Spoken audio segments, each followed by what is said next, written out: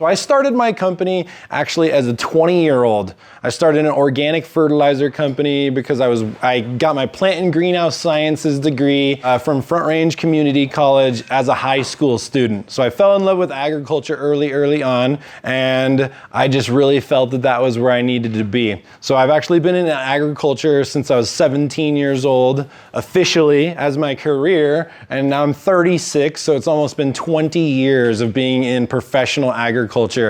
A little background story. Started consulting for really large-scale agricultural farms and plots. In 2019, I powered well over 1 million acres of horticulture and agriculture. I bred over 1 billion seeds of 24 unique plant varieties, and I've gone in to do consulting for 5 million square foot greenhouses, all the way, everything in between, right? After taking that journey towards big ag, I kind of fell out of love with it, because most of the time it wasn't about the plant, it wasn't about the soil, it wasn't about the environment, it wasn't about the people, it was only about the profit. And so I kind of got a little bit disenchanted with big ag because of this. I had a really interesting scenario that happened. I went to a big ag farm, and one of the farmers actually had no vision in his eye because he spilt some fungicide in a tank, and it slopped up and went into his eye, and he lost his vision, and he still felt totally okay with actually putting that stuff onto his plants that people were gonna eat.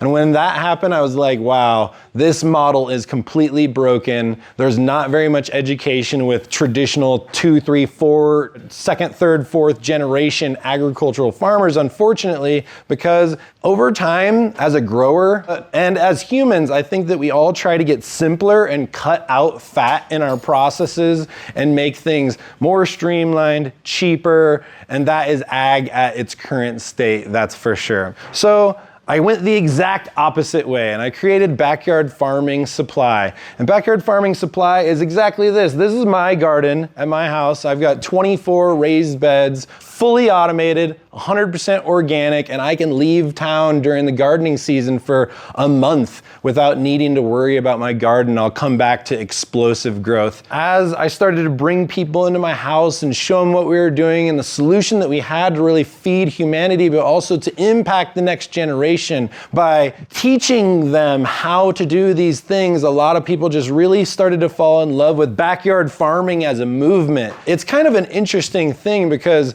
over the last decade, organic and sustainable went from like, yeah, that's cool, I don't really know much about it, to now it's kind of leading the way in agriculture. And obviously here in Davos, it's one of the main things is sustainability, environmental impact reduction, and a lot of other things. So I'm gonna jump in, but we are cultivating a brighter future with Backyard Farming Supply and our educational academy, which is Backyard Farming Academy. Backyard Farming Supply. This is my why, guys. This is 100% my why. I'm super blessed with a beautiful wife and amazing kids, and it's literally my heart, soul, and passion in the world and universe. And it's the reason that I'm here, is to give my kids a better future. When I first got with my wife, Kelly, was 16 years ago. And I was like, you're starting to look at the future when you meet somebody special. And I started to hear all of the 2050 reports for sustainability. And I was like, well, if we ever have kids, like, there's a good chance that they're gonna need either a gas mask permanently, or they're gonna have to be able to know how to cultivate their own food, because like apples are a perfect example. It's one of the most widely eaten vegetables, but they have more pesticides, herbicides, and fungicides than any other fruit basically applied. There's the Big 12, and it's apples, bananas, oranges, and it's the most common things that we eat, but they're oftentimes over-applicated with extremely rough chemicals. I wanted to be able to provide a solution for my future family, and that's what spawned Key to Life Nutrients, my organic nutrient line that grew from literally $0. I still have 0 partners, no investors, 100% equity on my own, from the garage to a global company. Been really blessed for their support, and I've got a really good team behind me. Unfortunately, none of them could make it here to Davos, but with all of this, as people came over and started seeing my system, there was a clear gap in misinformation or just education in general. So I wanted to be able to create an access point for people to not only learn how to use my products in a better system, but also learn how to steer their situation with their budget for their family, with their crops and diet type. So we've created the Seed Starting Blueprint, and the Seed Starting Blueprint is a really exciting course. It took us 11 months to create. It's extremely comprehensive. Some people are like, whoa, dude, this is a little overwhelming, because we came to the table with about 50 hours of presentation. There's about 15 different chapters, and in each chapter there's up to 8 sub-chapters and lessons. There's about 40 tests and quizzes, there's a 200-page workbook, and there's about 10 ebooks that go along with it, calendars, journals, guides, and this is our first foot forward into the academic education space for backyard farming. Now, since we've created this, we've had an awesome opportunity that we've actually had government officials globally approach us about education. I've been contracted, I'm being contracted currently to be the agricultural professor of Namibia in Africa to help to feed their people. I was just in South Africa last month, and I won the Better World Award from Prince Albert II for sustainability plus technology and impacting food. And it's really just inspired me to continue on this movement. So Backyard Farming Academy and Supply is a movement. And when we look at social media right now, one of the most popular topics, obviously, there's always politics, and there's always, I'll call it brainless entertainment, and there's always that type of stuff. But when we look at backyard farming in general, it is one of the most popular and exploding trends on YouTube right now. Well, I got a question. Let's open it up. Who in here is concerned about the future of food? Who's concerned about current food? Who's concerned about availability? What about the ingredients, pesticides, herbicides, fungicides, and now the mRNA and GMO breeding tactics that people are bringing in? It is a serious problem, and now a lot of this is coming out. A lot of people forget, when we eat food, we're eating information. And when we eat the wrong information, whether we hear it, whether we see it, or whether we ingest it, it's something that our body has to deal with if it wants to take up or not. And so that's exactly what we're doing with backyard farming. And most importantly, the market opportunity for educating the entire globe about backyard farming and food is a massive trend right now. And we're seeing a massive growing demand and a large market and opportunity to boost property value. And I think that this is one of the biggest ones too. Now,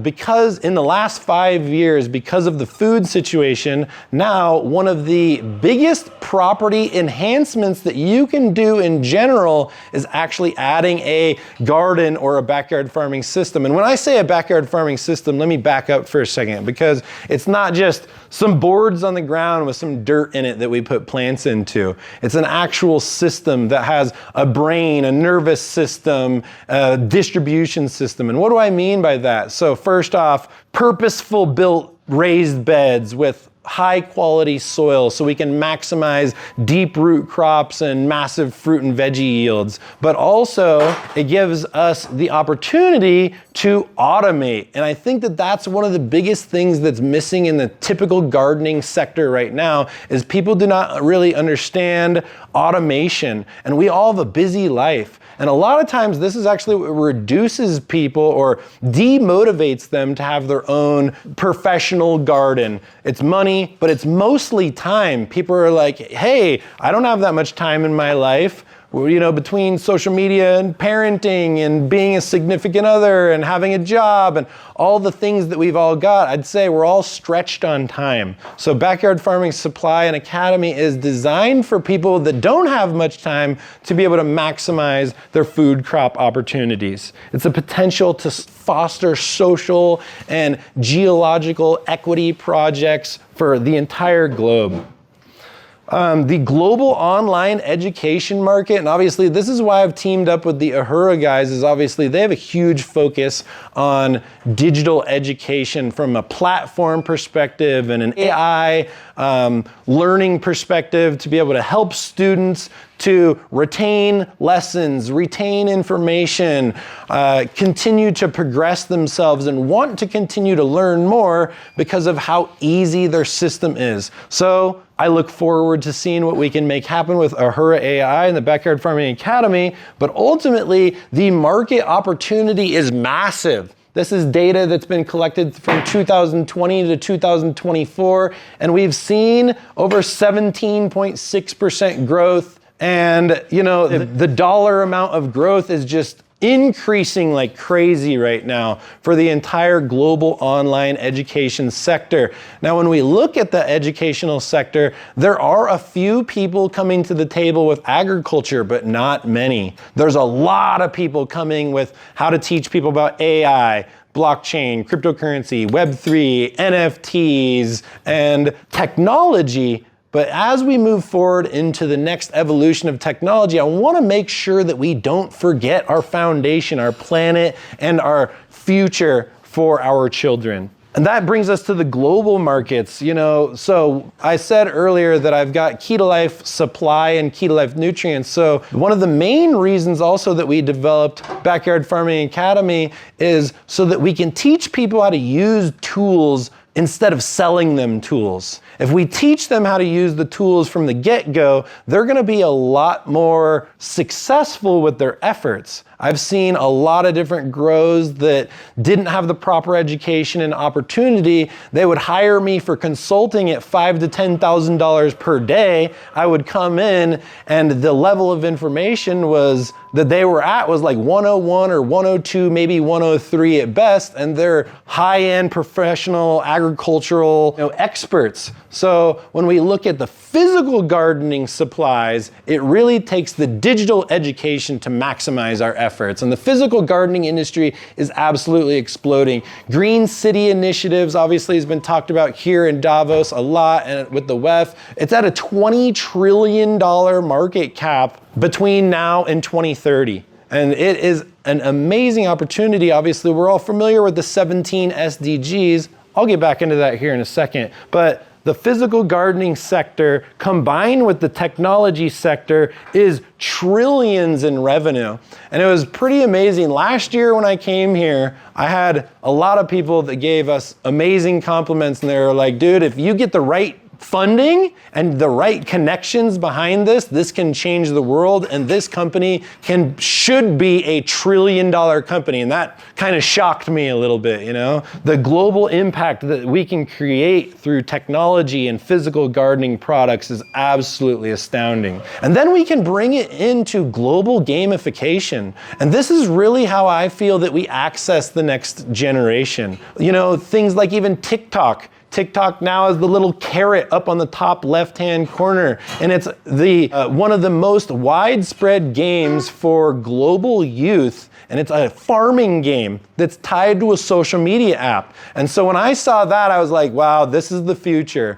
And so we've created the Academy, and the Academy is going to be hosted in my metaverse, and my metaverse is called Better World. And I've also created an NFT card game to allow gamification of these efforts and technologies to make it fun, exciting, but most importantly, accessible for anybody, anywhere. You know, there's a lot of kids in Singapore and high-rise apartments that want to know how to be able to sustainably feed themselves, but they don't have land. They don't have a yard. They might have a patio or a countertop, and a lot of times we forget that that is even enough space to take care of even potentially a singular dietary supplement, let alone many dietary supplements. I can set somebody up on something as big as this table with a 365 leafy green growing system so that they're falling in love with leafy greens, the fresh flavor, able to harvest them live for their salads or their meals on the spot. And it's just a foot in the door. right? When we get our foot in the door with youth, we can really establish the opportunity for tomorrow.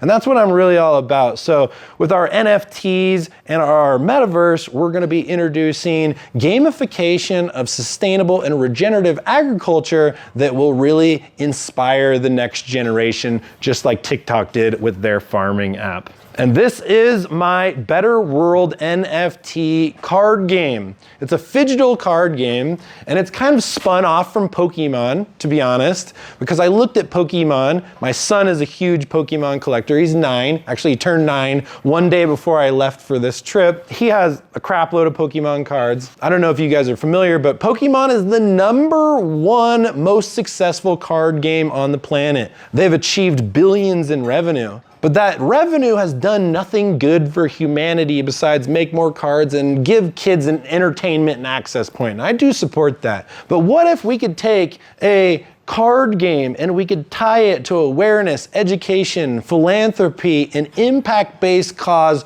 through entertainment? Now we're really cooking with gas. So our initiative that we're launching, and I would love to actually host Ahura in some of this as well, is let's say that there's the Spirit Master, or let's say that there's the Tree Master, because it's a little bit easier for us to get. I've actually teamed up with a company out of Brazil that's trying to restore the diversity in the Amazonian basin by growing a wide diversity of trees, plants, introducing insects, animals, and a lot of other things. Well, what if we could create a card game that allowed that company to have their own suite of characters from common to super rare at different price points, and then certain portions of that revenue from the card game or NFT sale went back to directly impacting those companies and their missions. So that's what we've done. We've created a phygital card game that allows us to be extremely collaborative with hundreds or thousands of companies, give them a creative outlet to join gamification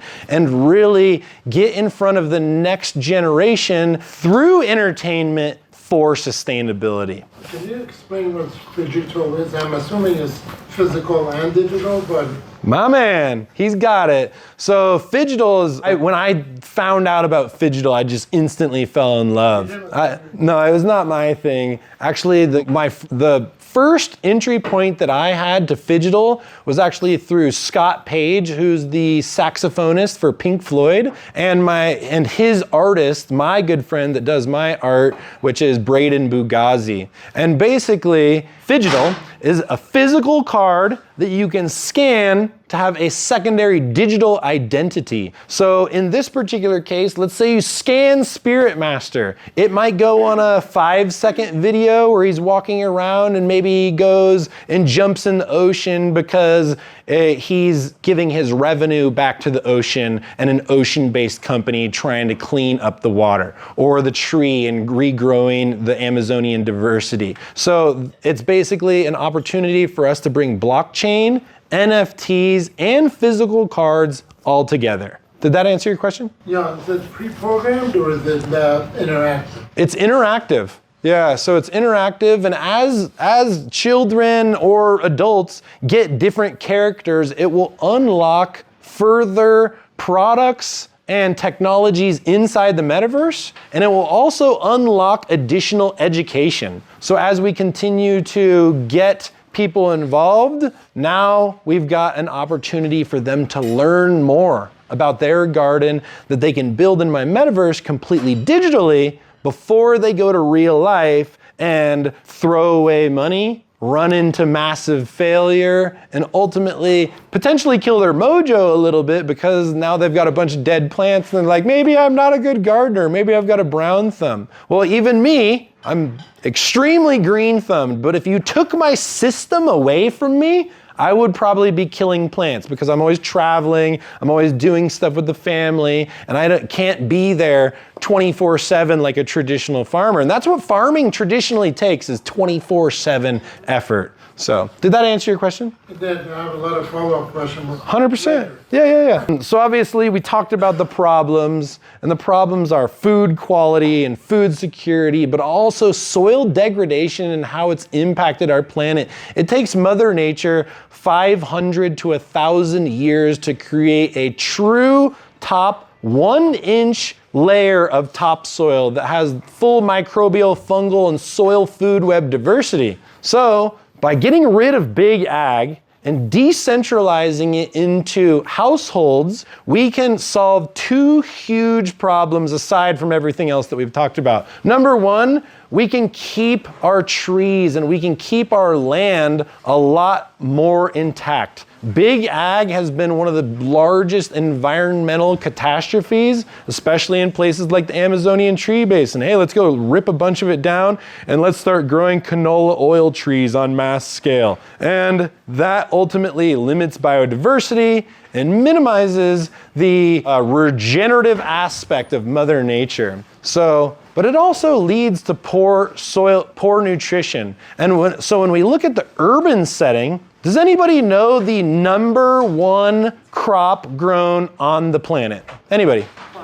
Corn, soy, wheat, rice? It's lawns. Lawns and grass. Literally, lawns is the number 1 crop grown on the planet. And when we look at the point source contamination from a lawn, it is a catastrophe, because when you are a lawn and turf company, they basically use the most nasty pesticides, herbicides, fungicides in the game. They also use some of the worst NPK or salt-based petroleum-derived chemicals. And because of how widespread lawns are, we're literally basically poisoning the entire planet on its entire surface area because of lawns. For what purpose? To run around in for a little bit with our families? To let the dog pee and poop in it? I just don't think that that's very much worth it. So what backyard farming is all about is teaching people that they can rip all that stuff out, put in a backyard farm, but now going back to what we were talking about earlier,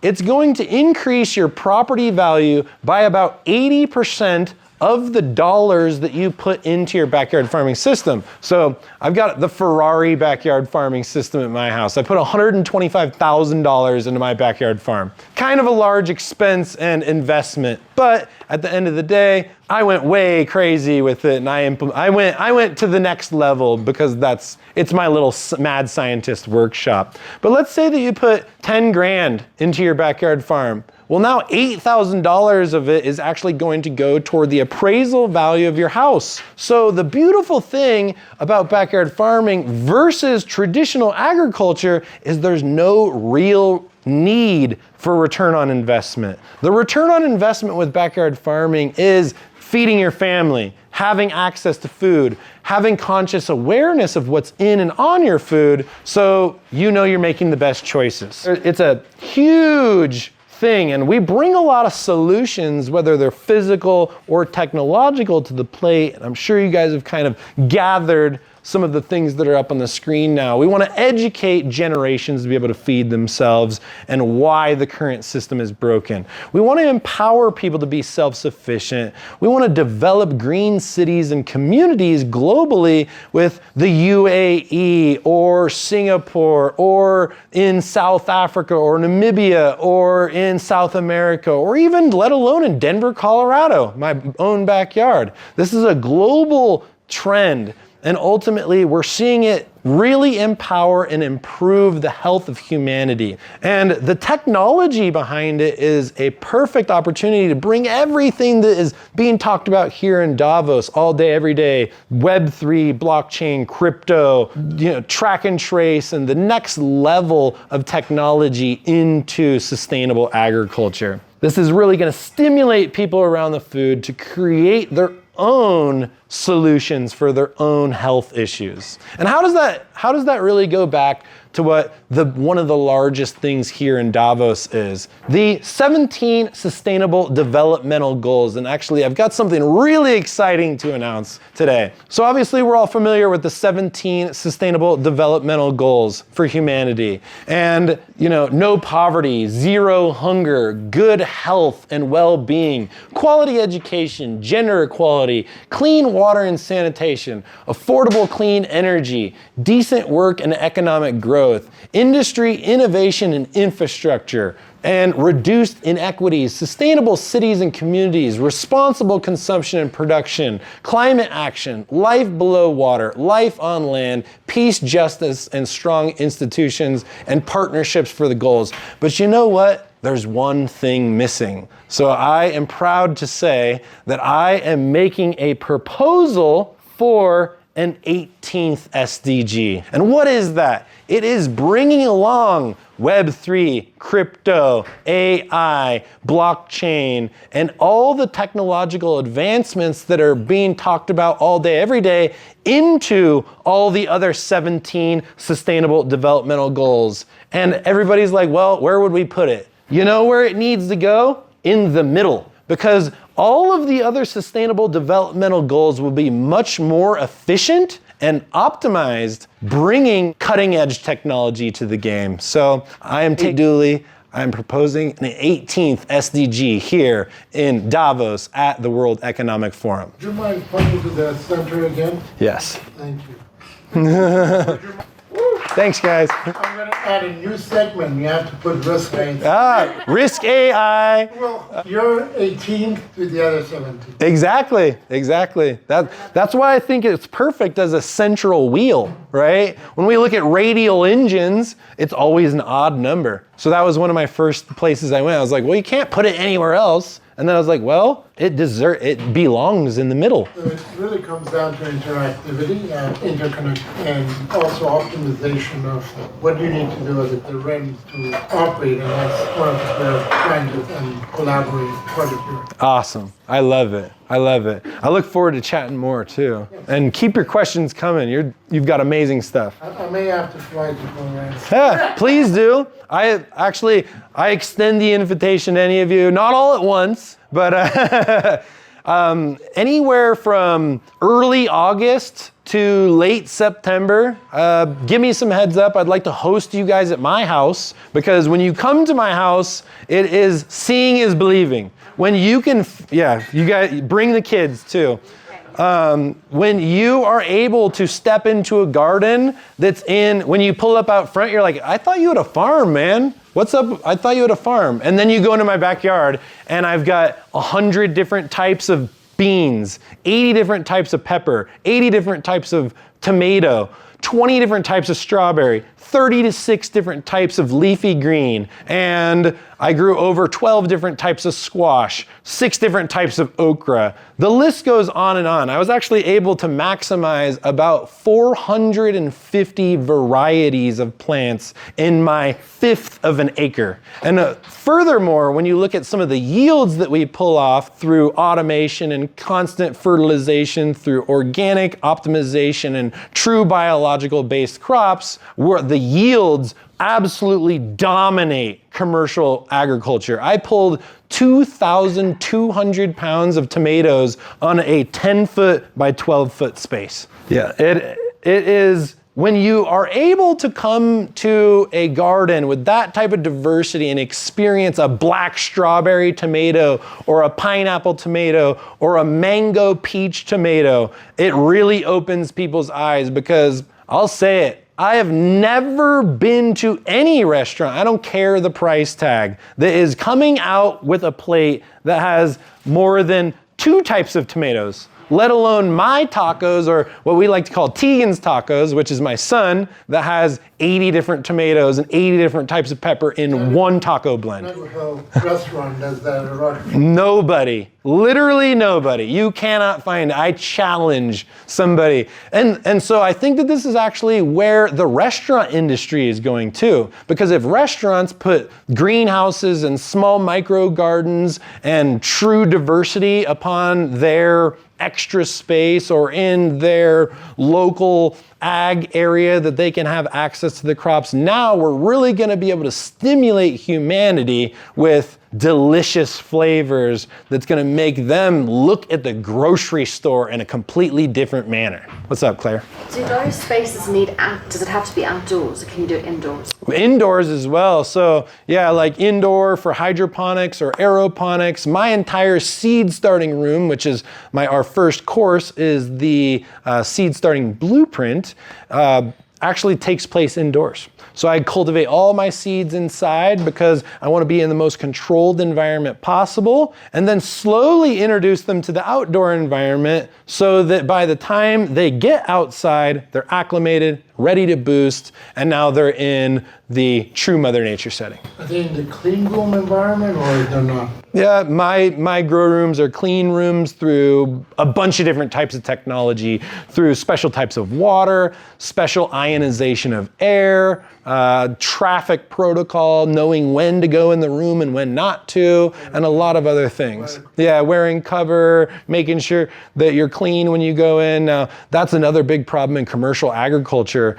is to get 50 or 500 employees onto that mentality of like, don't go from the sick plants to the clean plants, is a very difficult thing. So that's another area of when you cultivate your own food from your own seeds and your own property, right off the bat, you're gonna have about 90% less pest and disease issues, because there's this thing called bioaccumulation.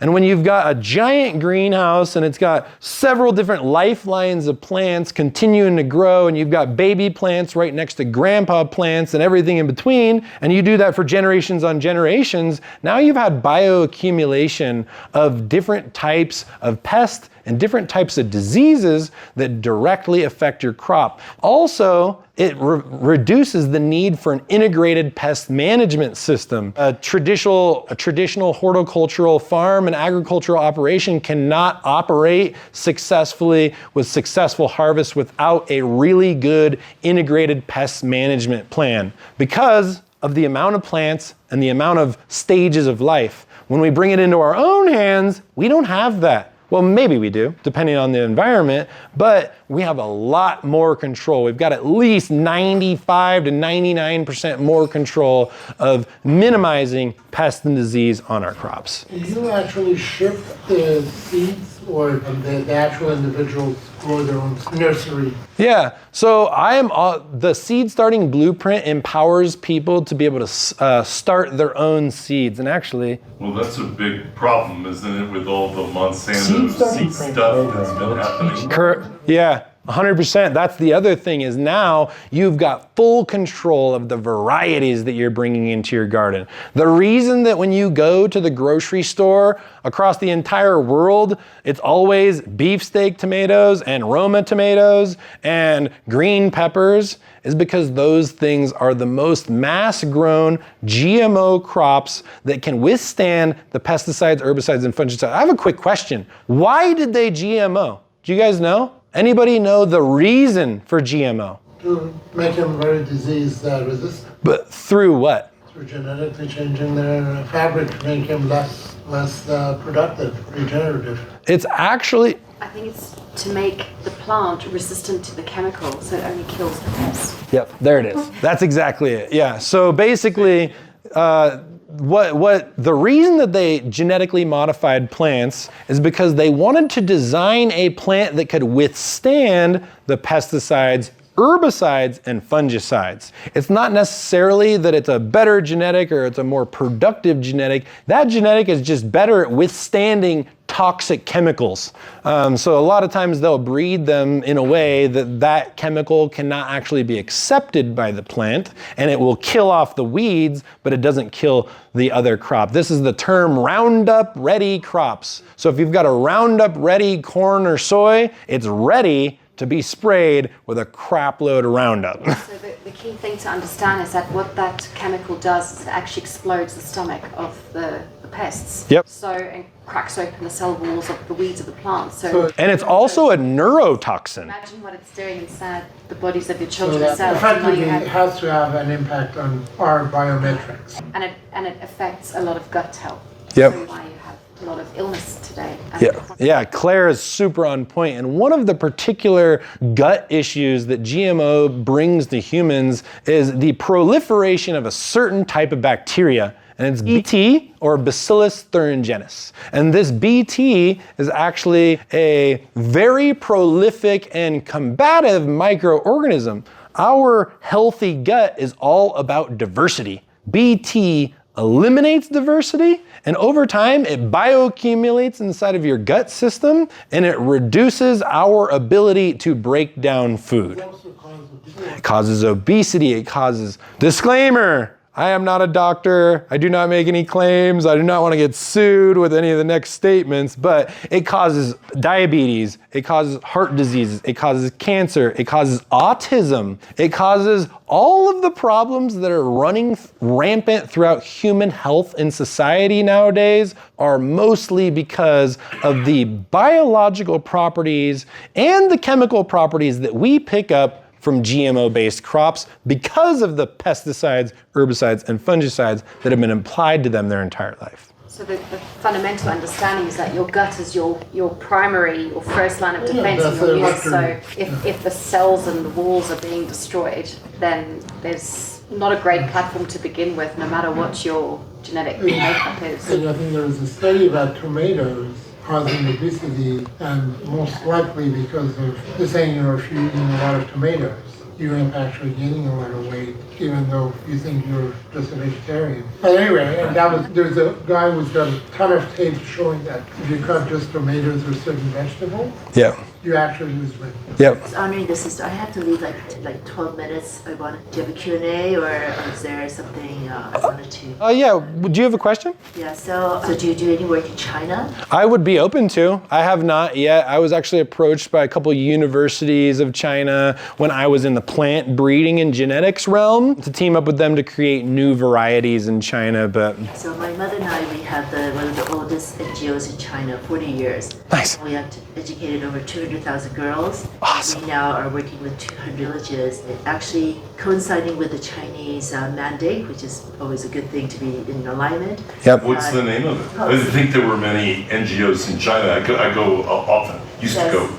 Yeah, we're called Second Fund, and we are. That's awesome. We are registered in the Ministry of Education, and we work right now. We have a huge 2-year project with the rural education adult training program, and just a few months ago we trained 800 village heads to understand how to actually to create sustainable rural development. So China has over the last 15 years done probably the largest demographic shift in shifting what was 70% agrarian society to 60%. And that is where you have this huge shift of population, but now many of them are being shifted back to villages, natural villages that have died. And so we're now providing the framework, and I just, the problem is most of the youth don't want to work in the farms. Parents have spent their entire career pushing the kids to urban, and the kids are like, and I think that is reflecting a world problem, and I'm interested in our cases, we have 200, possibly thousands of villages that could actually implement to showcase. We're UNESCO as sustainable development in Southeast Asia, to go to Indonesia, Philippines, Vietnam. These are all naturally small-scale parts, and I think this would be really. I'm looking at the next generation to continue the heritage. What you're talking about is wonderful, but I'm witnessing the actual disintegration of centuries of knowledge and talent, from pharmaceutical to clothing, the cultural. Yep, I agree. And I just love, I'm learning how it works to combine. You need every type of everything to counter the mindless consumptions, and so I'm just giving a very realistic market. Yeah. And I And so. I would love to join up with you on that. Actually, after Davos, Manesh and Ahura and Backyard Farming Academy are going to be bringing their AI language simulator to my course. And we've got like 3 languages that we're focusing on next. Chinese, Japanese, Mandarin, and Spanish. So 4 languages that we're focusing on next, because we realize, A, how much of the population of the world we're going to be able to access, but also then be able to impact them. So I would love to team up with you on that. Like for the seed starting blueprint is all about giving anybody access to literally planting the seed in their mind and in their garden of the opportunity that they've got. So I'm looking at, my own initiative is actually to create a gamified way of learning Chinese. Nice. This is Chinese and the youth, but again using this system and indirectly introducing some of the Asian culture and the cool. This is what anime has done in a way, but bringing in this platform just greater communication. Yeah. As we know what the media today is. Yep. Well, This is targeting outside of China. I'm trying Anybody who would like to learn some Chinese, and Chinese is not an easy language. right? I'm a dumb American. I only know 1 language. No, that is amazing. I would love to chat with you and see how we can team up. I just wanted to here to learn. I'm trying to not reinvent the wheel. Right. So many people wanting to do things and just finding, I just want to get to something that could accelerate. Otherwise, things are lost. Yep, I agree. Honestly, it's another reason that we created the Academy, because there's so much information is vanishing from even the internet on how to be able to feed ourselves. I wonder why that is. I'll take my foot off that soapbox before I stand on it. But you know, so obviously we all see the humanity impact. And one of the biggest things, unfortunately, that it takes for projects to go global is revenue. Right? So you gotta have impact, but if it doesn't make dollars and it doesn't make sense, then you're gonna be swimming up a waterfall the whole time. To give you a little outlook about what we're doing, so I'm going for my first round of fundraising ever, which is pretty exciting. I'm a 16-year entrepreneur, and like Brian was talking about the other day, he'd rather work with a CEO who's failed time and time again and got back up and is too stubborn to give up than a technologist that only tries one time, fails one time, and moves to the next thing.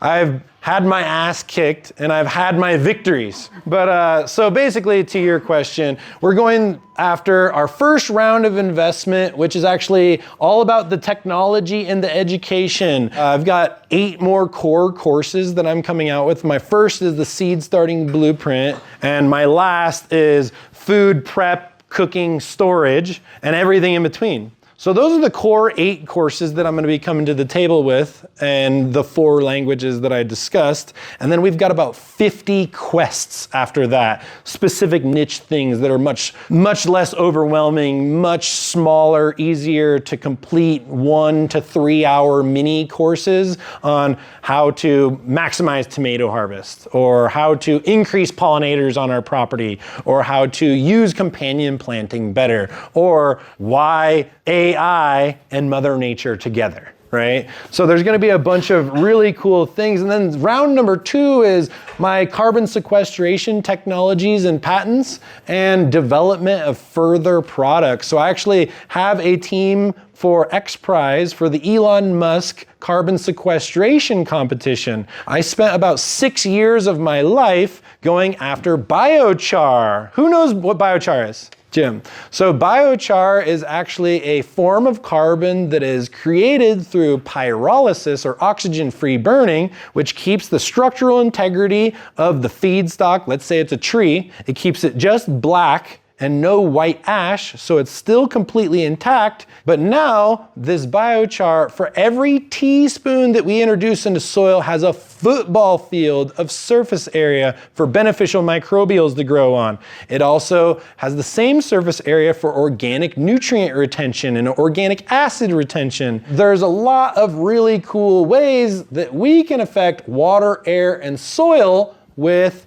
biochar to help reduce hydrocarbons in our atmosphere. And then round 3 is we're gonna copy and paste showcase properties all around the globe so people have a local access point to come taste the food, get inspired, do classes, and learn from local instructors. So our first round, to answer your question, sorry, what was your name, ma'am? April. April. So our first round is actually 7.75 is what we're going after. And the 3 rounds of funding are here. So for round number 1 is 7.75, round 2 is 35.9, and round 3 is 42.75. Brings us to a little bit over 100 million. But hey, 100 million has been spent in a lot worse ways in humanity, that's for sure. So this can be a direct investment into the sustainability of our future. And guys, I'm gonna say it, it's action time, or it's going to be too late. Oh, yeah. So this is immediate. This can be accomplished within the next 3 months. That's April. Yeah, literally. That's April. And that's perfect timing for the season. 3 months, January, April. Right. This can be accomplished by the end of summer, and this is our 24-month plan. So all 3 within the next 24 months, pretty realistic.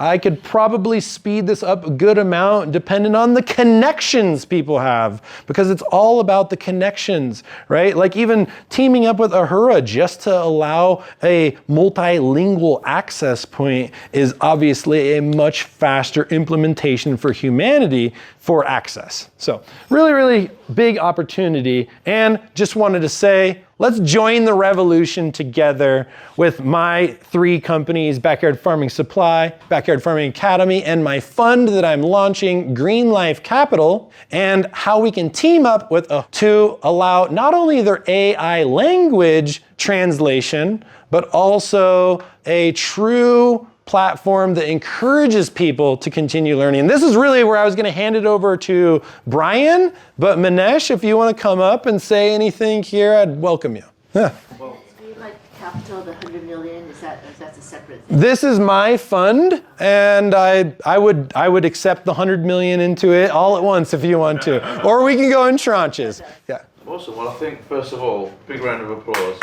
Appreciate it, brother. Wouldn't you agree? This guy's got so much passion. Who wouldn't want to support what he's doing after hearing how you share how you're changing the world? Thanks, man. Thank you so much. I appreciate you, for sure. My name's Minesh, by the way. So I work with Ahura AI, and so we are an education company. And so we created a technology that accelerates the speed of learning 3 to 5 times faster than traditional education using AI. And so I'm so excited that we're going to be working with Tate because of the subject matter that you're discussing. It's just so critically important. But fundamentally, education is the fundamental base for people to get awareness of these issues and solutions. Would you agree? Yes. And so that's what we're all about. The founder, Brian Talaby, he saw the opportunity to revolutionize education 5 or 6 years ago with AI, before AI was cool and everyone's trying to do it. And so the company that he's put together, it's an honor for me to be involved with transforming education and to be part of projects like this. And so that's what we're doing. That's what Ahura is all about.